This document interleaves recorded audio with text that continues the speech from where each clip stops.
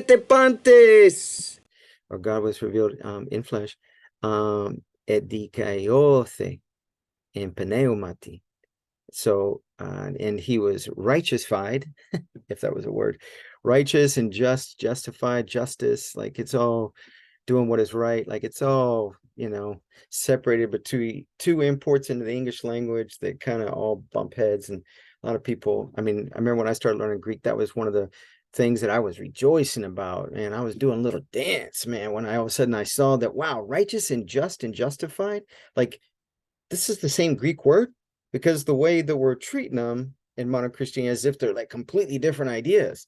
Like, you know, it's like, no. And it's really sad that English is such a broken language that we can't just have one, you know, one root, whether it's just, like justice, justified, justification, like, and it covers all the whole, it doesn't, you know. And it's the same with like belief and believe. Okay, we got a verb believe, okay, it's a noun, but do we have an adjective form of that? Do we have, you know, and the same with faith. Faith, there's no verb version of that. You got to jump ship and go to a different verb. Like, okay, so believe, you know, or πιστεύω can also mean trust. Like, and I really kind of a lot of times in context, New Testament, like that better as a translation, because a lot of times what happened in the garden with Adam and Eve, it was about a trust issue. It wasn't about a, hey, do I believe God exists issue. That wasn't the issue. The trust issue that we had, πιστεύω is the verb in Greek, problem that we had was God said something, and if they trust him when all this, like, you know, gossip and slander was being put in the air by the serpent, but like, nah, he doesn't have your best interest at heart. You know, Eve would have said, get thee behind me, Satan. So, but she didn't trust God. She didn't, you know, and who knows, did she hear God say it? Because according to the text, it was said to Adam before all of a sudden, you know, like the analogy I used, you know, ὁμολογουμένως, the word went forth from God before the woman, the Eve, you know, went forth from Adam. Before that happened, that's when the words were said, right? From God to Adam. So was it just Adam telling her, yeah, well, here's what God told us, right? So make sure, you know, hey. And then she like was like, man, well, that's what my husband said. That's the rumor. But is that true? Because listen to what this guy's saying, you know, because God is like withholding, you know, this ability to become deity, to become God. Like, wow. And, you know, by the way, the fruit looks really good, right? It was a trust issue, right? It wasn't a belief issue. Like, man, I don't think this fruit exists. I don't think God exists. I don't think, no, it wasn't a belief issue, right? So anyway, I'm sure you get the point. So this idea of δικαιώω, he was justified in Πνεύματι, right? He was, you know, yeah.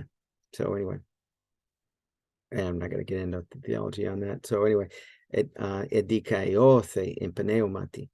ὤφθη, ἀγγέλοις, right? ὤφθη. So now we got όπτωμαι. I think I wrote that down here. I was kind of thinking through some of this stuff before I jumped on camera here. I guess I didn't save it. Anyway, yeah, όπτωμαι. So yeah, this comes from, in fact, I can just go to the text, right? We can just bring it up. Yeah, φαινερώθη. There we go. Now let's go to ὤφθη. Αυτός ὤφθη. Ο Θεός ὤφθη. He was seen, right? ὤφθη. So let's see, όπτωμαι. όπτωμαι. Συγγνώμη. όπτωμαι και ὥράω kind of hang out together. And this kind of, now we got a row. I don't want to get into a whole bunch of morphology trying to explain, show how omicron rho, how that's somehow related to omicron p and tau όπτωμαι. But anyway, this is the way they have it in here. I would have mapped it to όπτωμαι and not ὥράω, but certainly ὥράω. Anyway, yeah, this is an interesting verb that when you go to the aorist, the root stem is completely different. If you go back in time, I'm sure it wasn't like that, but eventually as the aorist for ὥράω fell out of use, and then, you know, the present tense for, you know, eidon, ego eidon, or if I use the prostaktike, if I use the imperative, prostaktike, the imperative form, and I say idete, right, without the epsilon, because the epsilon on the front end is for past tense, you know, the auxiliary is what we'd say in English, or auxesis in Greek. So that little marker epsilon on the front end together with the iota would be eidon, ego eidon, say, you know, I saw you. But if we drop the epsilon off the front and it just iota delta now, and I say humes, idite, like look, right? Or here, as you can see, idu, right? So here's a mesopatheticos, a middle passive use in the second person singular, where it's the imperative, the idu. So it's, you know, you, like look, see. So this whole stem doesn't even look like omicron rho. And yeah, because it's not really the same origin. It's they just kind of met each other and merged traffic along the Greek journey, language, you know, journey or whatever. So so I would have said optomai. So if we go to optomai, that idea, optomai, optomai, this has to do with okay, well, yeah. The reason why they're doing this, here's the future optomai, is they just have it for όπτω. So omega, όπτω. And then you look at middle passive. Yeah, όπτω. Well, let's see, how are they putting it? Optomai. See, yeah, okay. Optomai. Oh, well, yeah, it was there. Just optomai. Oh, they're all mapping it back to ōράω. Okay. Okay. Well, anyway. Yeah, optomai in here. So anyway, the idea of optomai merging with ōράω is kind of what I'm beating around the bush about here. So yeah, so if we start with this idea, which I'm not even sure. Yeah, and then in the New Testament, I don't think in the present tense, like I'm using right now, optomai is used at all, or όπτω.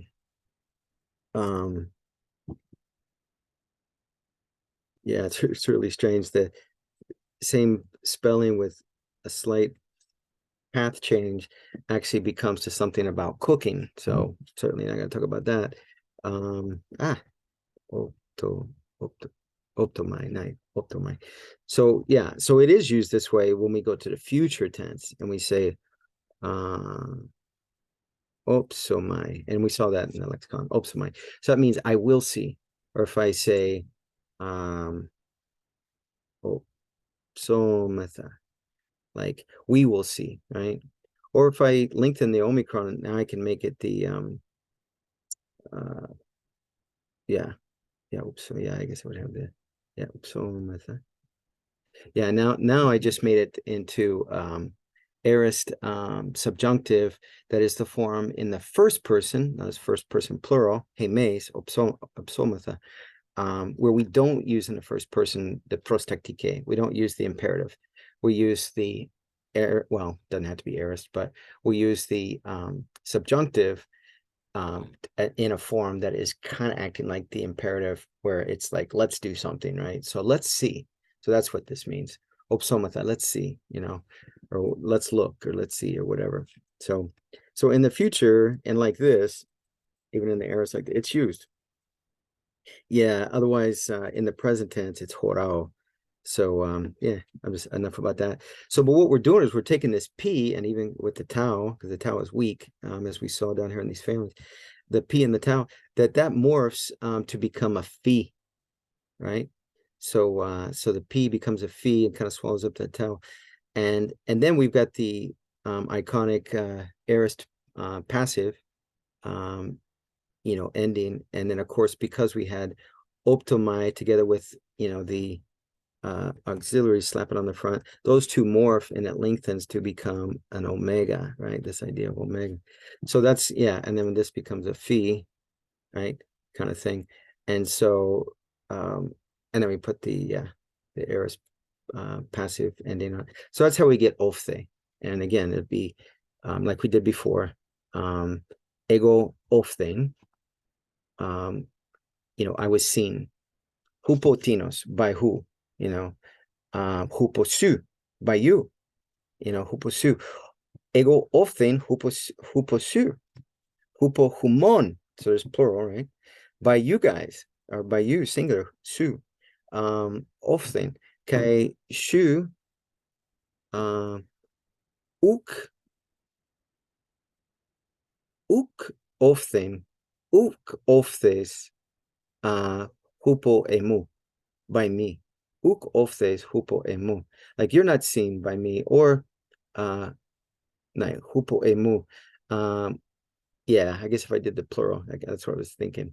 Often. Humeis uk œfthete. Œfthete hupo emu, by me. You guys are not seen by me. So, just a little factual thing there. Allah, but Allah, ego, often, hupo humon, by you guys. And there's a good example of some morphology. There's a good opportunity. So let's do the hupo. Start out with that, because I just made a goof there. It should have been, and we'll see what it should have been. So when I say hupo humon, right, I've got a vowel, bump it into this vowel, and a rough breathing mark. So when that happens, actually what happens is this becomes aspirated, it becomes hoof, and we get a little marker there, kind of that sort of thing. And now we say hoof humon. So if you see that kind of thing in the New Testament, that's why. Like, oh, phi. And if you memorize this, you'll go, oh, that's a P. You'll know right away, because right here, this family right here, they go, oh, the aspirated version is a phi, right? You can see that down here. Let me go down a bit. And that's a P or a beta. And we know there's no preposition like upsilon beta, so it's upsilon P. Oh, that's hupo, right? So there's all kinds of insight and understanding that you're going to get by memorizing this right here. So anyway, you guys, you get it. So anyway, so huf humon. So ego often huf humon. So I am seen, or I am made clear, I'm made visible, huf humon, by you guys, right? So there you go. So let's go down to this one. So here, this verb here is kηρύσσω. So let's see. I think I even wrote something already about that, right? Down here, did I? Yeah, here we go. Just cut and paste. Yeah, a little of that rehearsal stuff I was doing there. So here's the verb, kηρύσσω, kηρύsσω. That means to proclaim. Yeah, you could think of it as preach, kηρύsσω, because a lot of times it's translated that way. But I think over time, the idea of preaching, because of how pastors preach, that's actually affected the definition, because it really just means proclaim, right? So when you read the book of Acts, and you will see, if you haven't noticed this, I went years and didn't notice this, that, there's one instance of proclaiming to Gentiles, one, in the New Testament. And I'm not talking about, well, no, even that what I started to say. Yeah, one, it's Acts chapter 17, where Paul goes into Athens and starts preaching to the Greeks, right? All the rest is to Jews. Now, we notice that, what are they doing? There's no New Testament. New Testament didn't exist back then. Did somebody actually already write a gospel and send it out to some churches? And, some scribes are trying to make, a copy, which might take 6 months or a year to copy that gospel, whatever. Is real slow process for eventually the evolution of the collection of the New Testament books or whatever, because of how long it takes for a scribe. Now you've got the power of numbers working for you. You have one copy and you make a copy, now you got two. And now if people start working where you get two scribes working on that, now you got four. And then those four can be made into 8, and those 8 made into 16. And you got this, exponential sort of expansion going on. So, but it started out pretty slow. Anyway, so when they're preaching, what do we see them doing? Are they using the New Testament? Are they going to like, hey, yeah, look what Matthew wrote, here's the genealogy that shows Jesus is the Christ, or whatever. Like, or, that's not what they're doing. They're going to the Old Testament, taking all these prophecies about the Messiah, in Hebrew, Mashiach, or in Greek, Christos. So if you didn't know where the word Christ comes from, or really what that means, that's the same word as Mashiach, the same word as Messiah. It's the anointed, right? So who did they anoint in the Old Testament? They anointed kings, right? They anointed prophets, and they anointed priests. So priest, prophet, kings, that's the anointed one, right? So he's the anointed one. He's the one that is anointed for all of these offices and more, right? Yeah, he was on a rescue mission too, to deliver us all from the dominion of Satan and stuff in the kingdom of darkness. So they were hutoi. Oh, I left out the eta, didn't I? Kerususin, hutoi kerususin, hoi apostoloi, the apostles, right? Like hutoi, tinis. So I might say, like, that's what you might say. If I say hutoi, it'd be like who, right? So say tines. So when you use this word with an accent, it's a question word, and they use that according to grammarians, kateton grammatikon, hemes legomen, we say interrogative, right? It's an interrogative type use of this kind of pronoun. I forget what type of pronoun they call that in English, but tines. So, but if it doesn't, and it's just this, now this is a word that kind of has a little different meaning. Instead of it saying with the accent, it means like who, right? Or whom, might, as the case might be, or it could be whose, but it's a question word, interrogative, right? But like this, it's more like some, right? So when you see in these English translations where it says, you know, a certain man, like Jesus, God bless him, amen, our Lord, praise God for him. So when he is preaching, and he said anthropostis, and he says a certain man, you know, blah blah, did this and that, whatever, anthropostis, it ego eroto humas. So I ask you guys, eke tontonon, does it have the tonos? Does it have the accent? Udamos, no, udamos. Ukeke tontonon, it doesn't have the accent. Diati, why? Diati, hoti, ukestin, you know, it's not interrogative, right? It's you know, it's the type of one that just says, you know, a certain, you know, a man, and you know, I mean, they say a certain man. I know I kind of wrestle with that, because a certain man, because when we say whole anthropos, now we're saying definite. If you've heard of that kind of grammarian language before, that grammatical language, where we say, you know, a definite article, the man, you know. And why do we say the man? Because we're not just talking about a man, some man that we don't know who we're talking about. We've already identified, we know who we're talking about. We're saying this man or that man, or, you know, we're saying the man that we're talking about, right? So it's definite, right? It's a definite noun. But if we say indefinite, we say a man, like some man, some guy. I mean, I don't know, like some man, right? So we just say anthropos, right? But when we say anthropostis, it's kind of like that. But and the way it's translated is a certain man. So I'll just leave you with that. I'll try to think if I can put something together, maybe even make a little short or a little video kind of more on that, where again, you've got whole anthropos, the man, you've got anthropos graphe, a man writes, right? Or you might have anthropostis graphe, you know, a certain man writes, you know. Or you might have past tense, you know. If we say aorist indicative and it's an active voice use of the verb, then we would say egrapse. So anthropostis egrapse, a certain man wrote, right? Kai, we already talked about this. So epistole, a letter. So we already know this word, right? So we would put that, because it's the object of the direct object of the verb, then we put it in the accusative.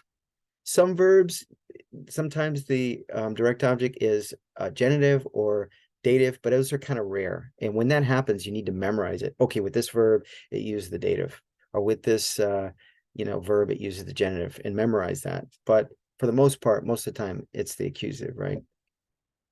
So when we use the verb grapho, ego grapho epistolein, right? So I write a letter. Now I could use tis here, but I would use the accusative form of that, and it's third declension, so it'd be tina, right? So I would say ego grapho epistolein tina. So I write you know, a certain letter, right? Kind of thing. So 9. So anthropostis egrapse epistolein tina. So a certain man writes a certain letter. We say that. So anyway, let's move on here. So ὤφθη. So there we've got I turned it into first person, but we don't want to do that. That's not what the creed has there in 1 Timothy 3 verse 6. So ὤφθη ἀγγέλοις. So he was seen by angels. So when we have the dative like this, one possible translation of that idea, whether it's tois angelois, which would be, make it definite, the angels, right? But this is indefinite. This is just by angels, right?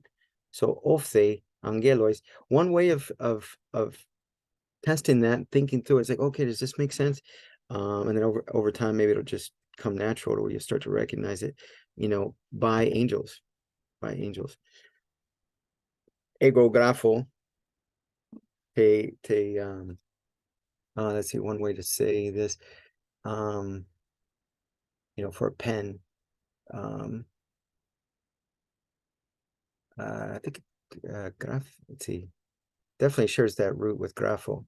But another way to do it is the word that is for, you know, like a reed. And I'm actually forgetting that right now. But so if I was saying buy a pen, oh man, I can't believe I'm forgetting that. But anyway, buy a pen. You know what? Let's do this. Here's one of the tools. If you're not familiar with this website, this is great. So this is English to Greek. So yeah, it's kind of sad I have to resort to this for a word for pen or pencil, but I'll do that. Pen. Okay, so here's a feminine third declension. Graphis. Kalamos. Signomen. Kalamos. I can't believe I forgot that. Kalamos. Ho kalamos. So that's masculine. And that second declension. Ho kalamos. So that's the one I was trying to think of. Graphis. Hey, graphis. I know I was definitely thinking of grapho, but I wasn't thinking that it was feminine third declension like that. Graphis. But yeah, so I guess yeah, that could mean that. So kalamos, so that's good. So that would be like a reed that you would like maybe in the marshes and somewhere in Egypt or something, or somewhere over in Middle East or something. So graphis. So I think that'd be grafeos. Oh, grafidos. So tes grafidos would be the genitive, grafidos. So let's see. Yeah, paintbrush, graving tool, stylus. Yeah, there you go. So grafidos would be genitive. Graffiti would be the third declension, dotike, ptosis. Kai grafida. Hey grafida. Hey grafida would be itiatike. Hey or tain grafida, signomen. The article, ton orthron, ton arthron, esten tain. Nai. Hey, kai tes, genike, kai te, dotike, kai tain, aitiatike, nai, hutos, kalista. So if we want to use the genitive for that, we could say, hey, graffiti. Oh, yeah, graffiti. Yeah, that's where the accent would be. So it started out with graphis. It was in the same syllable when that was a sigma, and it was hey graphis. Then it would stay there. Yeah, there would have to be something to yank it over for it to move from there to the right, but there isn't anything. So graffiti, and there's not enough syllables there anyway to, well, yeah, it wouldn't. Yeah, exactly. So te graffiti. So we could say ego grapho. Epistolentina, or we could say anthropostis, you know, a certain man, graphe, right? Third person singular, graphe, epistolentina, a certain letter, and then by how did he do it? No, he's the genitive, or sorry, use the dative, dotike. So te graffiti, by a pen, right? So that's the same idea here, by angels. ὤφθη, ἀγγέλοις. So the dative is the idea of by. So he was seen by whom? By what? By whom? By angels. So you put it in the dative. So that's one way of doing it. Te graffiti. Yeah. Kai nun. Oh, nai. Hupostrepsomen.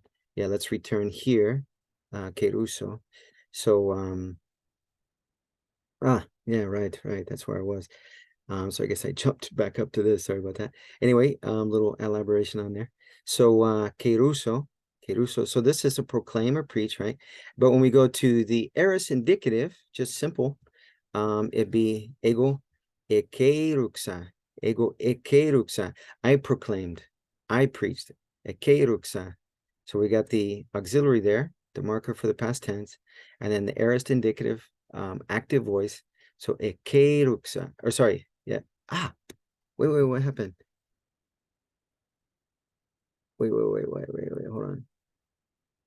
Say, oh, yeah. Sorry, yeah. So when we put the auxiliary on there, when we put the auxis is the auxiliary, yeah, we get exe, Oh, that's not right. Why did I write it like that? I don't know. Ἐκηρύχθη, yeah. So the xi is down here. That's not right. Yeah, I don't know why I did that.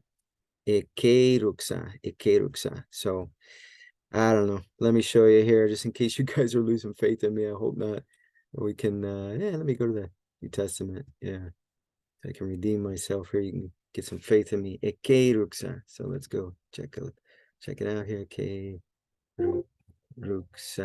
Yeah, ἐκηρύχθη. Now there you go. There's third person plural. ὤπτω. ἐκηρύχθη. They preached. They proclaimed. Right. So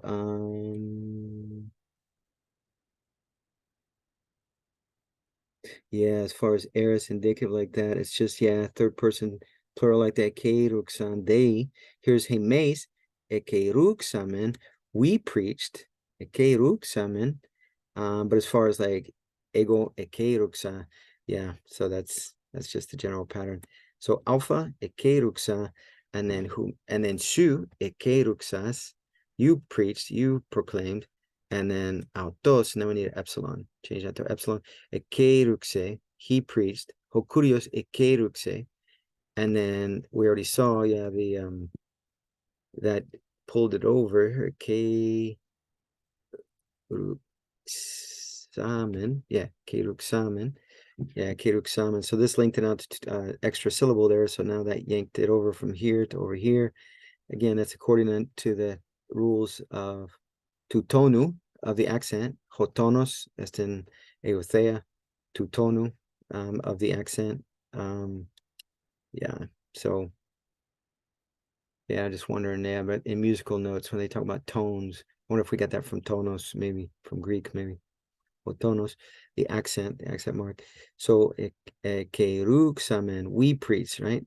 So now if we go to ἡμεῖς ἐκηρύχθατε, so remember the original was epsilon, tau, epsilon, but now we go to the aorist, and again, like I said, we got that alpha quite a bit, and instead of epsilon, it becomes alpha. ἐκηρύχθατε, not always with aorist, but through certain types of verbs, yeah. ἐκηρύχθατε. So ἡμεῖς, you preached, you guys. ἡμεῖς ἐκηρύχθατε το Evangelion της βασιλείας του Θεού, of the kingdom of God. And then if we go ἐκηρύχθαν, ὤτοι, they, or ὤται, like they as in females, ὤται ἐκηρύχθαν, or not, yeah. Well, now we need to put the accent back over here where it started. ἐκηρύχθαν, yeah. Let's see that. ἐκηρύχθαν, yeah, you can see here. ἐκηρύχθαν, yeah, ἐκηρύχθαν, yeah, ἐκηρύχθαν. Okay, so there we go. So that's aorist indicative active voice. Now we're going to go to pathetikos, right? We're going to go to passive. So energetikon is how we say active. So it comes from like the idea of energy, right? And energetikon. So ergon, and you see that stem right here for work, and then en, like, you know, like energy, like that's really, yeah, you could probably recognize that from energy, right? Energetikon, so that's active voice, right? Energetikon, active, you know, energetic there. But yeah, now we're going to pathetikon. So instead of energetikon, active, we're going to pathetikon, passive, right? Pathetikon. So yeah, and I guess I could spell that out as well. Pathetikon, yeah. Pathetikon. So the neuter singular there is kind of what we're using. Neuter singular, pathetikon. Energetikon. So yeah, this idea of passive. Oh, I guess I did that already.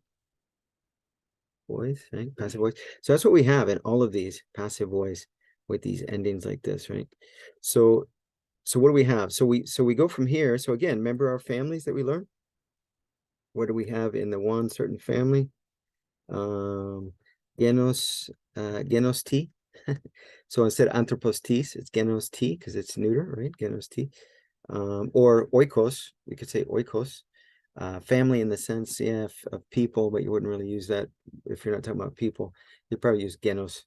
So genos, like we're using for gender here. Yeah, you could use that for family too. Well, we saw in the definition, we saw class. It could be used as like a classification of something. So genos. So in that sense, gender classification. So genos t, you know, like anthropos tis, like, you know, a certain classification. Let's see, where we're looking at. Yeah, up here, labios, palatos, dentals. So yeah, right here, palatos. So here we go. So we have the ὤ, right? And we started out with kappa. Oh, sorry. We started out actually with sigma. Yeah, that's one thing I should mention in here. Sigma. So sigma, gamma, kappa, like those turn into ὤ. Yeah. And so now we're going to get the aspirated form of that, which is our friend he, right? So that's what we're seeing here in ἐκηρύχθη. We get the aspirated form. So when we go passive, that's what we get. We get these aspirated forms like ὤφθη, like phi. And up here, well, we have the omicron that lengthened. Here we have the omicron that lengthened. Yeah, down here we'll see that too. This will be from ἀναλαμβάνω. So basically the beta is going to turn into a phi. But yeah, here. So it linked to he. And again, that was a grammar term. Yeah, in fact, let me put it up on that line. Kind of running out of space there. Yeah, anyway. Yeah, I should probably not to get that mixed up with our creed here. Yeah, I guess that's okay. Okay, so ἐκηρύχθη. So hopefully you're seeing that. You're seeing that morphology there as we go to aorist. Same thing as this, right? Copy it from there. That's what we got here. That's what we got here. Oh, wow. No, I think that's present tense, indicative, passive. So we'll revisit that. I think that's present tense, yeah, because πιστεύω, I think aorist. No, but we do, yeah, well. No, I take that back. Yeah, that was kind of foolish talk there. Yeah, that must be okay. I guess I'm getting them mixed up with patho, to persuade. Yeah, πιστεύω. Sorry. Anyway, yeah, we can go check. But yeah, it's going to be aorist indicative passive as well. So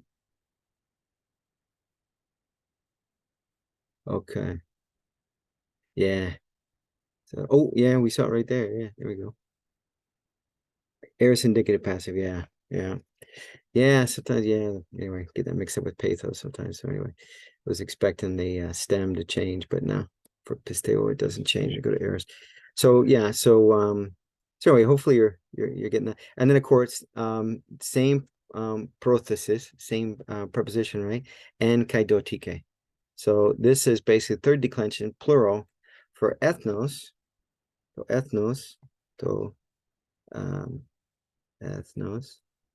Right, and then you go to plural dative and you get this kind of ending that gets put on there. Yeah, so let's move on. So ἐπιστεύω, so we got the auxiliary, of course, we got the auxiliary, the marker for past tense, and then we got this iconic aorist passive ending there, and the context shows that it's third person singular. So yeah, you're like, oh, okay, yeah, that's what. And we recognize the stem for πιστεύω. So oh yeah, that's what that is. So that's the aorist indicative. Aorist indicative passive.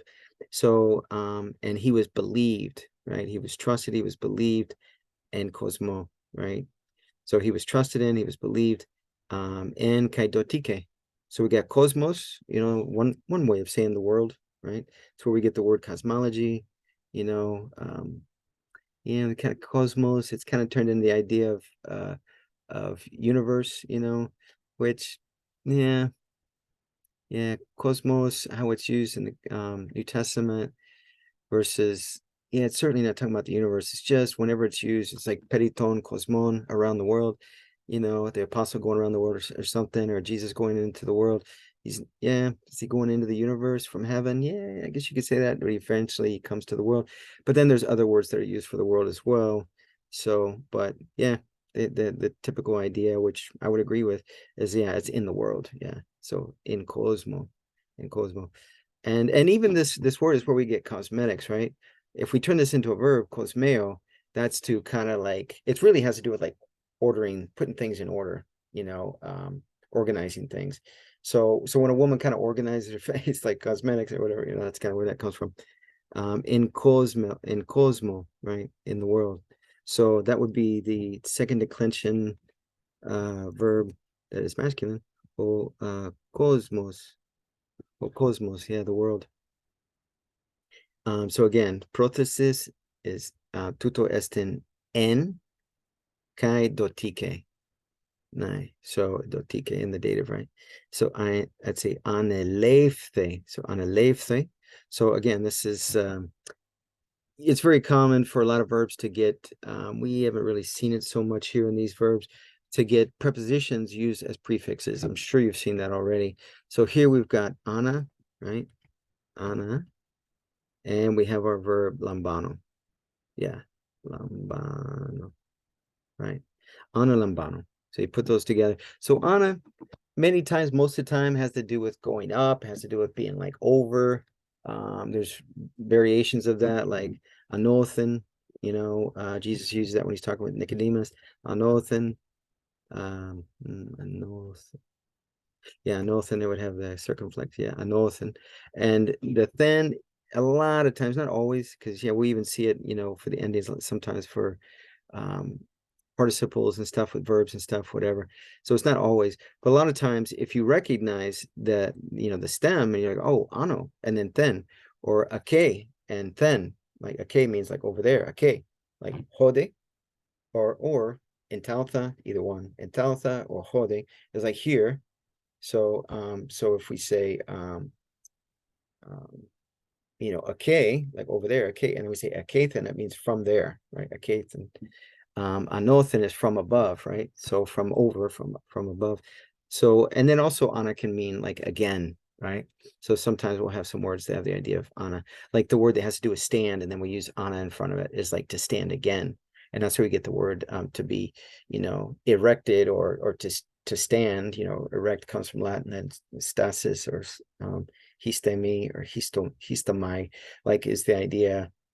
Or, you know, anastasis is where I'm going with this. It's a noun. Stasis comes from histemi, for histomai, right? Which has to do with stand, set something there, you set yourself, if it's the middle voice, the reflexive use of it. But stasis, so something that is stood again.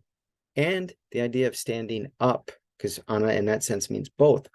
Just like Jesus, when he's talking to Nicodemus, is using this idea when he's talking about being born, ἀνώθεν. And, you know, it's the idea of again, and some translations would do again, because ana can mean again.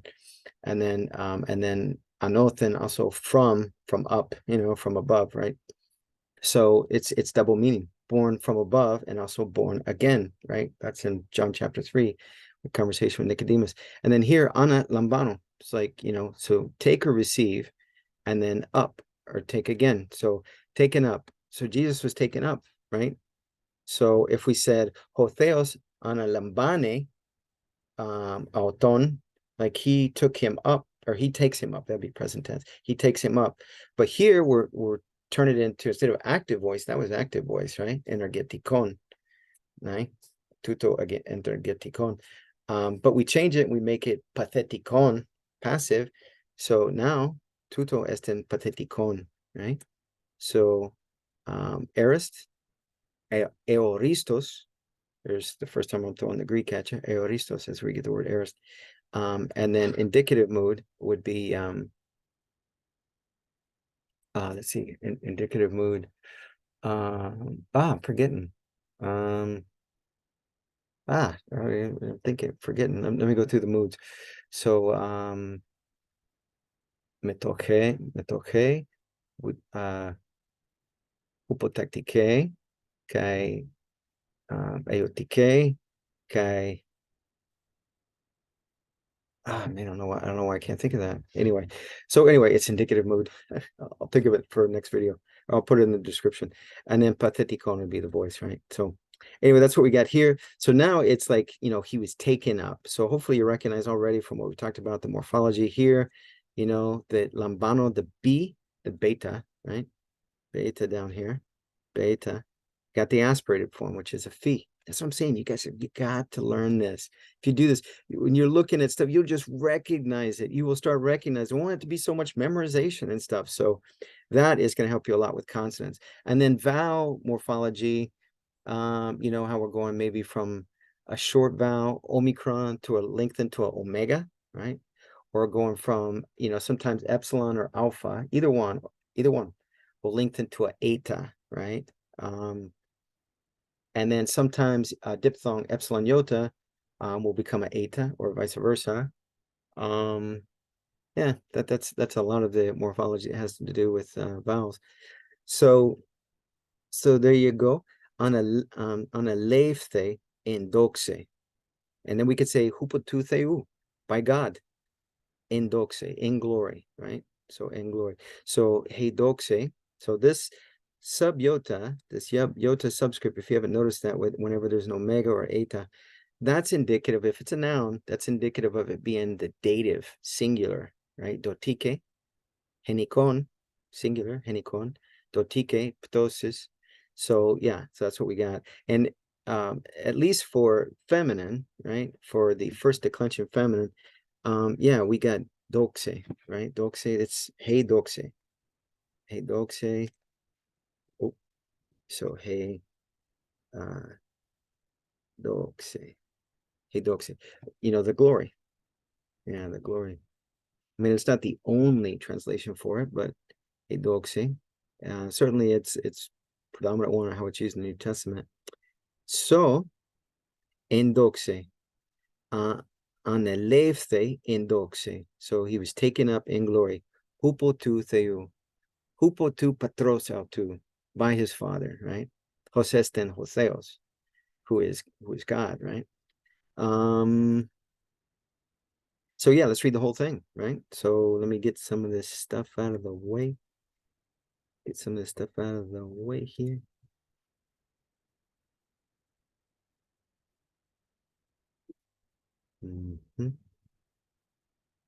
All right. And I think I put everything back the way it should be. Third person. Yeah. Okay. So let's read it. So, arxomathanun. Kai ὁμολογουμένως μέγα ἐστὶ το tes εὐσεβείας μυστήριον, right? So to μυστήριον tes εὐσεβείας. Θεός ἐφανερώθη in σαρκί, ἐδικαιώθη in Πνεύματι, ὤφθη ἀγγέλοις, εκηρύχθη in ἔθνεσιν, ἐπιστεύθη in κόσμῳ, ἀνελήφθη in δόξῃ. So there we go. There we go, guys. So anyway, αποτάσσομαι χουμίν, συγγνώμη έκετε, ότι τούτο este μακρόν. This is very long. I'm sorry. Anyway, hopefully you learned a lot from it. I introduced you to a lot of Greek grammar that I'm going to use a lot in the future. See ya.